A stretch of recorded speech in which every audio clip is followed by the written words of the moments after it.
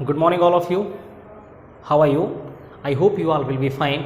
And now, today we are going to study about a new chapter of class 8th science, chapter 5. The name of the chapter, coal and petroleum.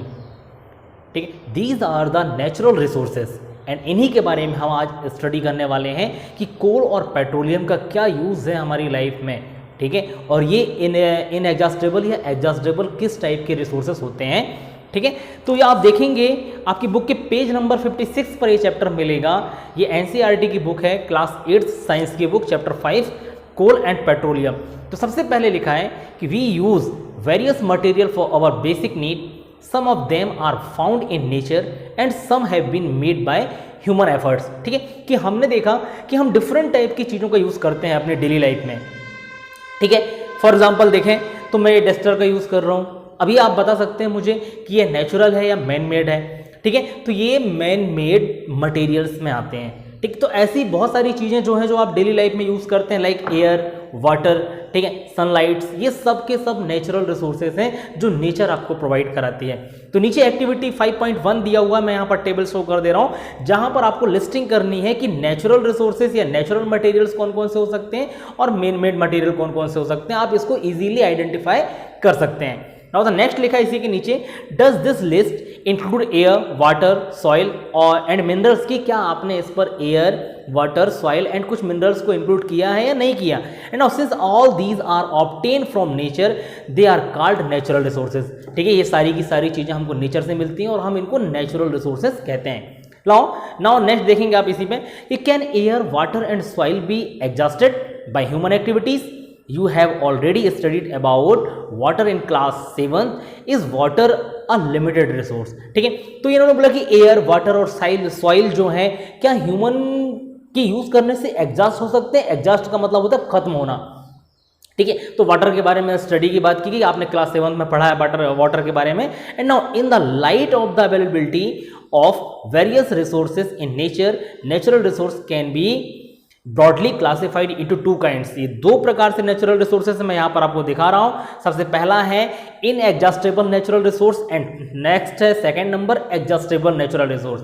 Inexhaustible का मतलब कि ऐसे resource जो कभी exhaust नहीं होंगे, खत्म नहीं होंगे. एंड एग्जॉस्टेबल का मतलब कि जब हम यदि उनका यूज करते रहें, यूटिलाइज करते रहें, तो वो एक टाइम के बाद खत्म हो जाएंगे. तो देखिए कि इनएग्जॉस्टेबल में क्या लिखा है कि these resources are present in unlimited quantity in nature and are not likely to be exhausted by human activities. Examples are sunlight and air. ठीक है, सनलाइट एंड एयर के बारे में बात की यहाँ पर कि इनको हम कितनी भी एक्टिविटीज में यूज करें ये कभी खत्म नहीं होंगे नेचर से. एंड नाउ एग्जॉस्टेबल रिसोर्स में देखिए अब क्या लिखा है कि amount of these resources in nature is limited. ठीक है, इनएग्जॉस्टेबल में वो रिसोर्सेज का जो अमाउंट था, ठीक है, वो लिमिटेड था, लेकिन यहाँ पर इन्होंने अनलिमिटेड था. लेकिन एग्जॉस्टेबल की बात करें तो यहाँ पर ये रिसोर्सेज लिमिटेड अमाउंट में नेचर में प्रेजेंट हैं. And now they can be exhausted by human activities. Examples of these resources are forest, wildlife, minerals, coal, petroleum and natural gases. ठीक है, ये कुछ एग्जांपल्स हैं जो कि एग्जॉस्टेबल नेचुरल रिसोर्स के एग्जांपल हैं कि नेचर में ये एक लिमिटेड अमाउंट में है और यदि हमारी एक्टिविटी बढ़ती गई तो एक टाइम ऐसा आएगा कि जब ये नेचुरल रिसोर्सेज हमारे नेचर से एग्जॉस्ट हो जाएंगे, खत्म हो जाएंगे. इसी के नीचे देखेंगे आप एक्टिविटी 5.2 है जहाँ पर लिखा है कि it is a group activity. ये एक ग्रुप एक्टिविटी के बारे में है. यहाँ पर कुछ मटेरियल्स मैं शॉर्ट में बता देता हूँ कि यहाँ पर कुछ मटेरियल्स लेने की बात की, जैसे लाइक यहाँ पर popcorn, peanuts, roasted jam, grams, toffees हैं. ठीक है, इनको ग्रुप में बांटने की बात की. किस ग्रुप में कि divide student into groups of 7 each. ठीक है, कि हर किसी को 7 दे दीजिए. And now further divided each group into 3 सब ग्रुप्स. और हर ग्रुप को, ठीक है, 3 सब ग्रुप में डिवाइड कर दीजिए, 1, 2 एंड 4 स्टूडेंट्स. ठीक है, और उनको लेबल कर दीजिए. फिर यहाँ पर मटेरियल्स के डिस्ट्रीब्यूशन के बारे में है कि किसको कितना मिल रहा है. यानी यहाँ पर आपको ये मैसेज देने की कोशिश कर रहे हैं कि यदि पॉपुलेशन कम है, ठीक है, तो वो जो मटेरियल्स यहाँ पर डिस्ट्रीब्यूट किया गया है स्टूडेंट्स में वो सफिशिएंट हो जाएगा. लेकिन जैसे जैसे पॉपुलेशन बढ़ती जाएगी तो उतना जो मटेरियल है वो सबके लिए सफिशिएंट नहीं हो पाएगा. ये नेचुरल रिसोर्सेज को बताने का एग्जाम्पल है कि नेचुरल रिसोर्स जो लिमिटेड अमाउंट में है नेचर में, ठीक है, वो तो उतना ही है, लेकिन हमारी पॉपुलेशन धीरे धीरे इंक्रीज होती जा रही है, तो वो नेचुरल रिसोर्स सबकी नीड्स को फुलफिल कैसे करेंगे. ठीक, अब आप आएंगे पेज नंबर 57 पर, जहां पर एक्टिविटी खत्म होती है उसी के नीचे लिखा कि assume that the eatable in the container represent the total availability of an exhaustible natural resource like coal, petroleum और natural gases। ठीक है, तो जो ईटेबल चीज़ें आपको ग्रुप में डिवाइड करने की बात कही है एक्टिविटीज़ में, ठीक है, वहाँ पर उन्होंने बोल दिया कि उस कंटेनर में यदि आप सोचें कि एग्जॉस्टेबल रिसोर्स हो, जैसे कोल है, petroleum, natural gas, and now each group में have different consumption pattern are the earlier generation of any group to greedy. ठीक है, कि जो हमारी ईयरली जनरेशन है, ग्रीडी का मतलब होता है लालची, यदि वो लालची है तो वो सारे नेचुरल रिसोर्सेज को जल्दी जल्दी खत्म करेगी, यार मुझे होना चाहिए, आने वाले को हो या ना हो।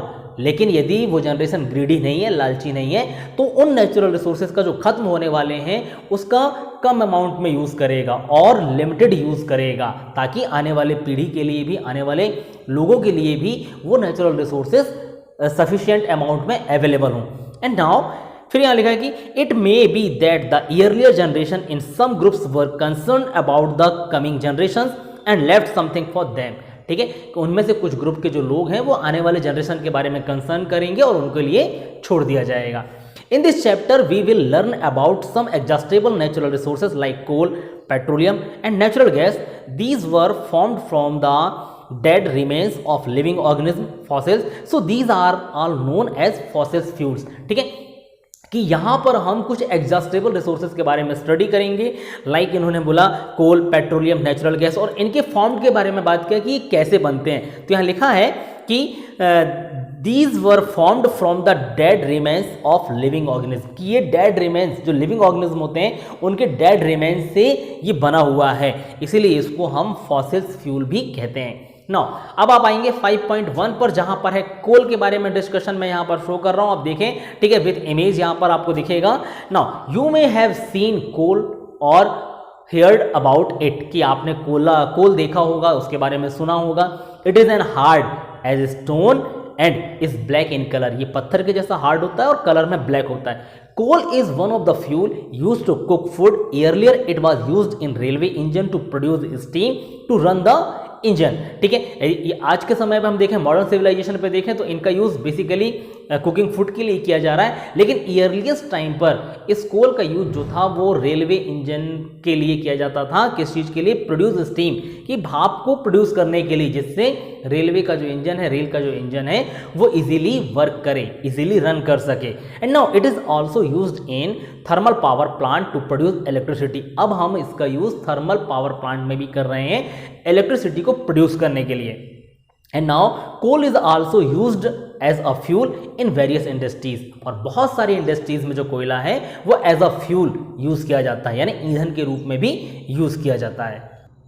नाउ द नेक्स्ट, इसी में आपको मिलेगा स्टोरी ऑफ कोल। ठीक है, मैं वो यहाँ पर भी प्रेजेंट कर दे रहा हूँ, यहाँ पर भी आप देख सकते हैं। ठीक है, about 300 million year ago the earth had dense forest in low laying wetland area. Wetland area का मतलब होता है ऐसे एरिया जहाँ की जमीन जो है वो गीली होती है। ठीक है, तो यहाँ पर बोला कि लगभग 300 मिलियन ईयर्स एगो, यानी पहले की बात है, बहुत ज़्यादा। ठीक है, कि जो अर्थ के लो लेइंग वेटलैंड एरियाज होते थे वहाँ पर एक डेंस फॉरेस्ट होता था। डेंस फॉरेस्ट यानी घना जंगल होता था। And now due to natural process like flooding these forest got buried under the soil. ठीक है, और कुछ नेचुरल प्रोसेस हुए, ठीक है, जैसे बाढ़ आ गई, लैंडस्लाइड हो गया, भूकंप आ गया, ये कुछ नेचुरल कंडीशंस हैं जिनकी वजह से ये जो फॉरेस्ट हैं वो बरीड अंडर द सॉइल, यानी सॉइल में दब चुके थे, नीचे दबते गए। And now as more soil deposits over them, ठीक है, दे वर कंप्रेस्ड। ठीक है, जैसे जैसे ये सॉइल दबते गए नीचे कंप्रेस होते गए। ठीक है, ऊपर से सॉइल आती गई और ये अंदर की तरफ कंप्रेस होते गए, दबते गए पूरी तरीके से। And now the temperature also rose as they sank deeper and deeper, और जैसे जैसे गहराई पर जाते गए यहाँ का टेम्परेचर जो वो राइज करता गया।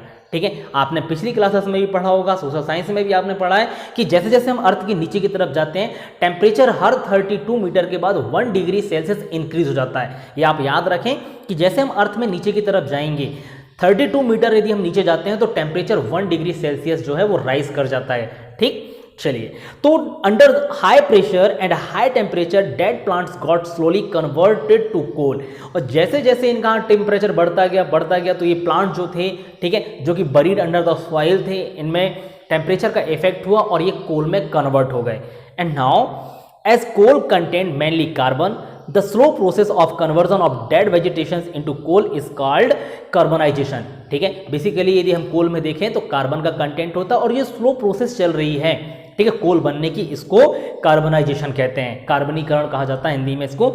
Since it was formed from the remains of vegetation, coal is also called a fossil fuel, क्योंकि ये भी एक लिविंग ऑर्गेनिज्म के डेड सेल से बन रहे हैं, ठीक है। तो यहां पर लिखा है कि since it was formed from the remains of vegetation, coal is also called a fossil fuel, कि जो भी लिविंग ऑर्गेनिज्म के डेड मटेरियल से बनते हैं या डेड रिमेन से बनते हैं उनको हम हमेशा फॉसिल फ्यूल बोलते हैं, इसलिए कोयले को भी फॉसिल फ्यूल कहा जाता है, ठीक है। A coal mine is shown in figure 5.2। 5.2 में एक कोल माइंस है, ठीक है, आप देख सकते हैं यहाँ पर कोल माइंस है। कोल माइंस का मतलब कोयले की खदान होती है कि कोयले कैसे निकाले जाते हैं वहां से। Now when heated in air, coal burn and produce mainly carbon dioxide. जब इसको जलाया जाता है, गर्म किया जाता है, तब बेसिकली ये कार्बन डाइऑक्साइड गैस को प्रोड्यूस करते हैं। And now coal is processed in industry to get some useful product such as coke, coal tar and coal gas. Basically industry में डिफरेंट टाइप के प्रोडक्ट बनाए जाते हैं इससे, जैसे यहाँ पर लिखा है कि Coke, coal tar and coal gases, ठीक। अब यहाँ पर पर्टिकुलर एक एक चीज के बारे में स्टडी की, कोक क्या होता है, कोल तार क्या होता है और कोल गैसेस क्या होते हैं, इन तीनों चीजों के बारे में, ठीक है, कोक, कोल तार, कोल गैस, ठीक है, हम अपने नेक्स्ट पार्ट, इस वीडियो के, इस चैप्टर के नेक्स्ट पार्ट के वीडियोस में स्टडी करेंगे और साथ में हम उसमें petroleum and refining of petroleum के बारे में स्टडी करेंगे। आज के लिए बस इतना ही। Thank you so much.